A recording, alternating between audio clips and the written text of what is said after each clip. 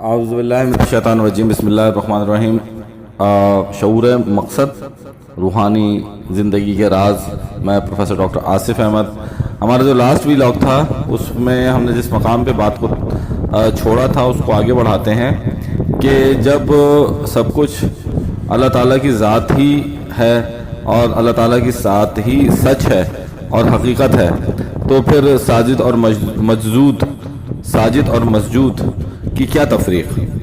تو آج ہم اسی بات کو آگے بڑھاتے ہیں اور اس کا جو جواب ہے وہ ہم ڈسکس کرتے ہیں کہ ساجد و مسجود، وحدت الوجود کی سچ اور حقیقت، اس پہ ہم بات کر رہے ہیں۔ قرآن شریف میں یہ بات واضح طور پہ آئی ہے کہ انسان اور یہ پوری کائنات بلکہ دو عالموں پہ مشتمل ہے، ایک کو عالم امر کہتے ہیں اور ایک کو عالم خلق کہتے ہیں۔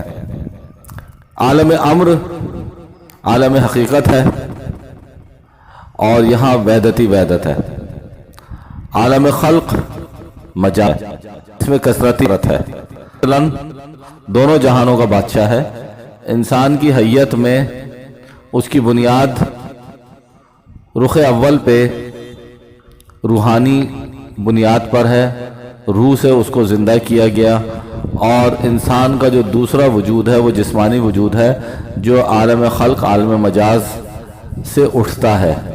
تو انسان عالم امر کے ایسنس یعنی روح اور عالم خلق یعنی جسم، ان دونوں جہانوں کا وہ باشندہ ہے، یعنی دونوں بیک وقت انسان کے اندر یہ دونوں چیزیں موجود ہیں، اور یہ صفت اللہ تعالیٰ نے کسی اور مخلوق کو نہیں دی کہ کسی کو دونوں جہانوں کا باشندہ بیک وقت نہیں بنایا۔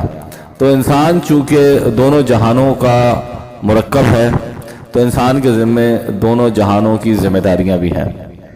جب انسان روحانی طور پہ صعود کرتا ہے، بلند ہوتا ہے، تو وہاں صرف وحدت ہی وحدت اسے ملتی ہے، کیونکہ عالم امر کے اندر صرف وحدت ہی وحدت ہے، اور یہ مقام فنا فی اللہ ہوتا ہے۔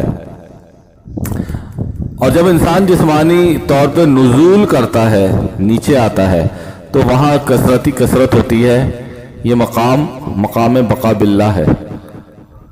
اور جب انسان مقام بقا باللہ پہ ہوتا ہے، حالت نزول میں ہوتا ہے، حالت بشریت میں ہوتا ہے، تو یہاں پہ شریعت اور عبادت لازم ہے۔ رسول اللہ صلی اللہ علیہ وسلم کو عروج، صعود، بلندی، الوہیت، فنا فی اللہ میں بہترین کمال حاصل تھا۔ آپ سے زیادہ اس مقام پہ کوئی نہ پہنچ سکا ہے، کوئی ہستی نہیں پہنچ سکی، میں بشر نہیں کہہ رہا، کوئی ہستی نہیں پہنچ سکی اس مقام صعود، مقام بلند، مقام عروج، مقام معراج پر۔ حضرت جبریل علیہ السلام نے بھی ایک وقت پہ آ کے اپنی عاجزی کا اظہار کر دیا تھا کہ میں اس مقام سے آگے نہیں بڑھتا۔ تو مقام عروج، صعود، بلندی اور فنا فی اللہ میں جو بہترین مقام اس پوری کائنات کے اندر اگر کسی کو حاصل ہے تو وہ صرف آپ صلی اللہ علیہ وسلم کی ذات ہے۔ اسی طرح رسول اللہ صلی اللہ علیہ وسلم کو نزول یعنی بشریت میں بھی کمال حاصل تھا۔ تو بیک وقت عروج اور نزول کے اندر رہنا یہ جامعیت کہلاتی ہے۔ تو آپ صلی اللہ علیہ وسلم کی ذات جامعیت کے اعتبار سے سب سے اعلیٰ ترین مقام پہ فائز ہے، آپ صلی اللہ علیہ وسلم کی ذات۔ تو لہٰذا رسول اللہ صلی اللہ علیہ وسلم مقام الوہیت میں نور اور بہترین نور، اور عالم خلق میں بشر اور بہترین بشر ہیں۔ اسی طرح رسول اللہ صلی اللہ علیہ وسلم کی ذات عالی کے صدقے میں آپ صلی اللہ علیہ وسلم کی امتی کو بھی عارف باللہ ہونے کا موقع حاصل ہے، کیونکہ ہم پڑھتے ہیں لا الہ الا اللہ محمد رسول اللہ، تو ہماری اس کلمہ مبارک کی وجہ سے ہماری نسبت روحانی طور پہ آٹومیٹکلی آپ صلی اللہ علیہ وسلم سے منسلک ہو جاتی ہے، اور ہم جب ایز اے امتی آپ صلی اللہ علیہ وسلم کے طریقہ حسنہ پہ چلتے ہیں تو ہم منازل صعود اور منازل نزول دونوں کو اپنی طاقت، اوقات اور حیثیت کے اعتبار سے حاصل کر سکتے ہیں۔ اس لیے مشہور حدیث ہے کہ نماز مومن کی معراج ہے۔ بشری عبادت میں یعنی نماز میں امتی عروج کا سفر کرتا ہے، اور عالم مجاز میں رہ کے حالت نماز میں فنا فی اللہ اور بقا باللہ دونوں درجات کو حاصل کر کے مقام جامعیت کو حاصل کر سکتا ہے۔ یقیناً امتی کا مقام الوہیت اور بشریت اس کی ذاتی حیثیت، اوقات اور مرتبے کے اعتبار سے ہوتی ہے، مگر آخر میں ایک بات بالکل یاد رکھیں کہ روحانی اور بشریت کے جتنے مقامات ہیں، مقام الوہیت اور بشریت، اس میں سب سے اونچا ترین مقام، بلند ترین مقام، مقام رسول اللہ صلی اللہ علیہ وسلم ہے۔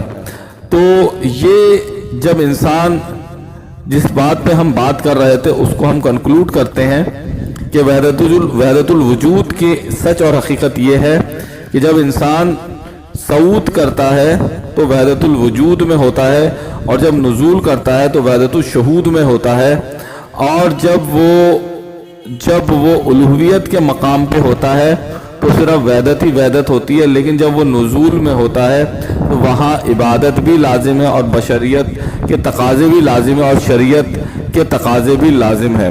تو وہاں سجدہ کرنا بھی لازم ہے، بشریت میں عبادت کرنا بھی لازم ہے، قرآن شریف کی تلاوت کرنا بھی لازم ہے، زکوٰۃ دینا بھی لازم ہے، سچ بولنا بھی لازم ہے، اور تمام حسنات کو کرنا عین عبادت ہے، اور تمام گناہوں سے پرہیز کرنا عین ہمارے فرائض میں داخل ہے۔ تو لہٰذا یہ بات کہنا کہ وحدت الوجود کے اندر حق تعالی شانہ کی جو ذات ہے وہی سب کچھ ہے، تو اس میں پھر ساجد اور مسجود کی تفریق کیوں؟ تو تفریق موجود ہے۔ انسان دونوں جہانوں کا بادشاہ ہے، باشندہ ہے۔ اللہ تعالیٰ نے اس کو دونوں جہانوں کا بادشاہ بھی بنا کے رکھا ہے، باشندہ بھی بنا کے رکھا ہے، اور دونوں جہانوں کی نعمتوں سے بھی نوازا ہے، نعمت روحانیت سے بھی نوازا ہے، نعمت جسمانیت سے بھی نوازا ہے۔